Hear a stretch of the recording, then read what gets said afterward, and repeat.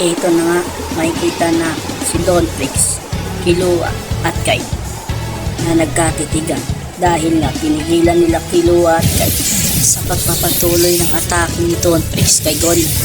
Makikita natin na talagang galit na galit itong si Killua dahil gumamit na rin siya ng pagsasakripisyo.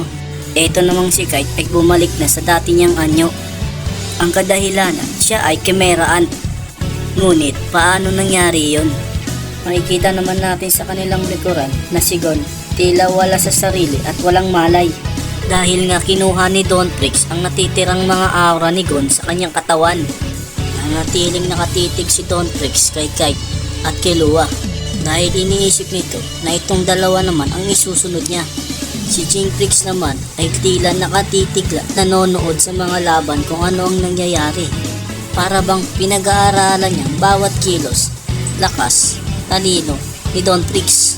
Dito naman kay Zeno ay napasabi na lang kay Silva na iba talaga ang antas at lakas nitong si Don, na kahit sino sa kanila ay walang makakapantay sa lakas ng hari sa lugar na ito.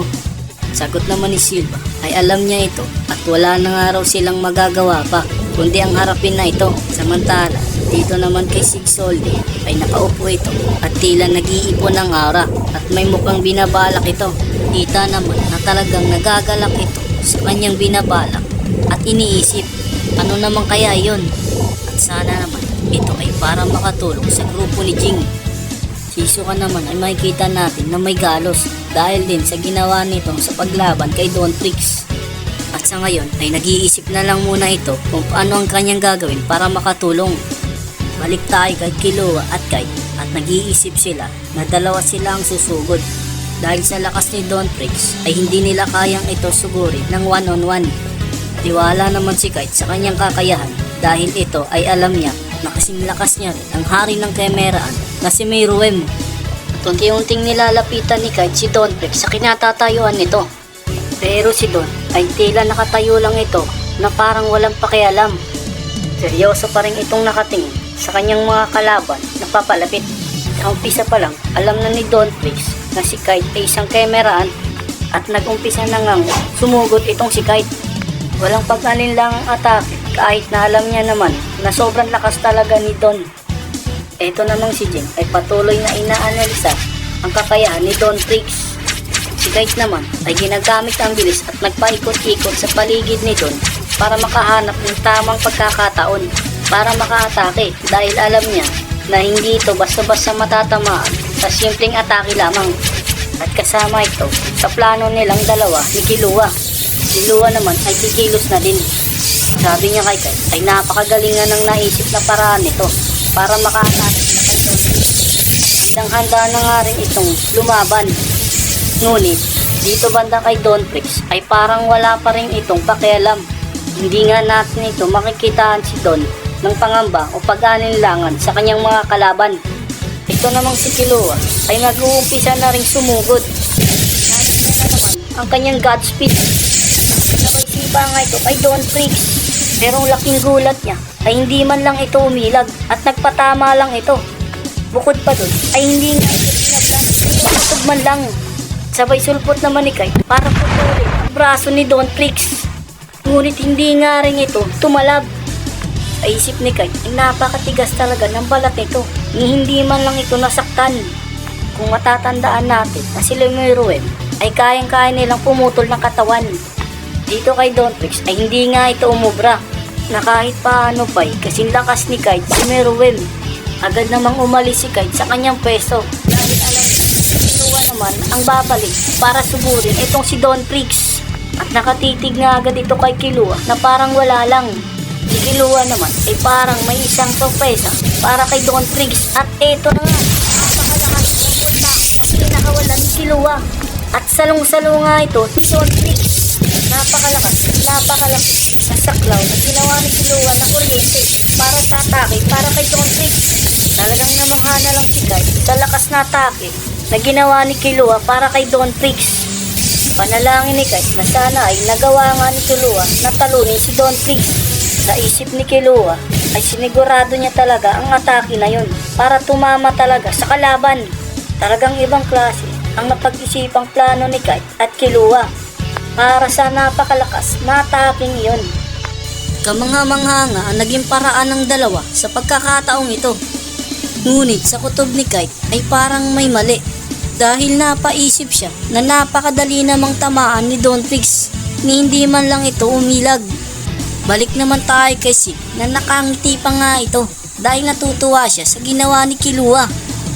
Nasa isip din ni Silva na iba na nga ang antas ng kapangyarihan ni Killua at talagang napakalayo na nga nang narating ito. At ganun din naman ang iniisip ni Zeno. Natutuwa siya para sa apo niya dahil nga napakalaki ng pangudlad sa paggamit nito ng Nen. At kayang-kaya na nga daw ni Killua makipagsabayan sa mas malalakas na Nen user. Ngunit sa hindi inaasahan ay parang may mali at hindi magandang nangyayari. At ikinagulat nga ito ni Killua. Hindi niya alam kung paano nangyari yon. Dahil alam niya ang atake niyon ay talagang sinigurado niya. At balik ulit tayo kay Don Trix. Ang ginawang pag-atake ni Killua ay hinigop lang pala ni Don Trix. Hindi na nagtataka si Jing kung ano ang nangyayari dahil paunti-unti niya na itong nalalaman kung ano talaga ang abilidad ni Don. Makikita natin ulit si Gon na parang wala pa rin ito sa sarili at walang malay. At kay Don Trix naman ay makikita natin na wala man lang itong galos at hindi man lang ito nasaktan. At hinubad na nga ni Don Trix ang kanyang balabal. Tanda ba ito na siya ay seryoso na sa laban? Makikita nga natin sa kanyang katawan ang napakaraming peklat nito. Tanda ito na kanyang pakikipaglaban sa mas mga halimaw at malalakas na kalaban sa lugar ng Dark Continent. Ito ang nagpapatunay na talagang iba ang kanyang antas sa paggamit ng Nen at kapangyarihan. Makikita natin na talagang seryoso na siya sa pagkakataong ito. At gulat na gulat nga dito si Zeno dahil sa naramdaman niyang kakaiba ang aura na pinapalabas nito ni Don. At napasabi ito sa buong buhay niya ay ngayon lang siya nakaramdam ng kaba dahil lang sa pagpapalabas ng aura ng isang kalaban. Makikita natin na nagpapalabas si Don ng negatibong purong aura. At eto na nga at kumikilos na ito para sa kanyang pag-atake. At lumikha nga ito na parang bola na gawa sa Nen. At nakatitig nga ito kay Kite at Killua na para bang sinasabi na maghanda silang dalawa sa gagawin nitong atake. At dito naman sa kabila ay nakikita natin na lumalapit si Killua kay Kite na sinasabi na mag-ingat nga ito dahil hindi nga nila alam kung anong kakayahan at kung anong kayang gawin ng bolang hawak ni Don na gawa. At ibinato niya na saan ang direksyon nandoon si Kite at Killua. Wala nang ang nagawa itong si Kite kundi ang tignan na lang ang nalalaki na atake ni Don. Agad namang humarang itong si Killua para pigilan ang pag-atake para ma-protect si Kite. Bigla na nga lang may sumuntok sa atake ni Don Trix pabalik sa kanya at tumama sa napakalaking bato at napakalakas na pagsabog ang naganap. Ang napakaliit na bola na gawa sa Nen ay napakalaking pinsala pala ang kayang gawin nito.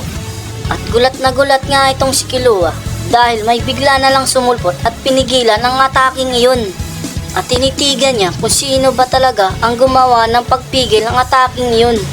Si Don Trix naman ay napatitig na lang sa taong gumawa ng pagpigil ng atake niya. Makikita natin na walang ibang pumigil dito kundi si Gon pala. Iba na nga rin ang anyo nito. Ang pinakamataas na uri ng anyo ng pagsasakripisyo ay ginamit niya na naman. Hindi na bago ito kay Killua dahil alam niyang gagawin ito ni Gon para lang mailigtas ang lahat ng mga kaibigan niya.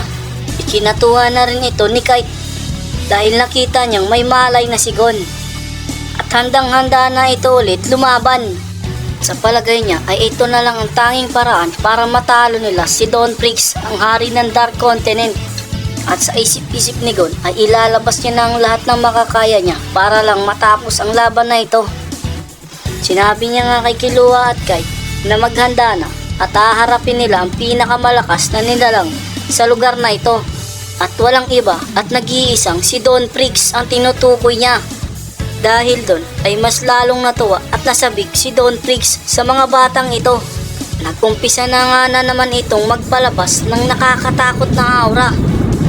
Aura na nakakatakot, walang limitasyon. Kaya abangan natin sa susunod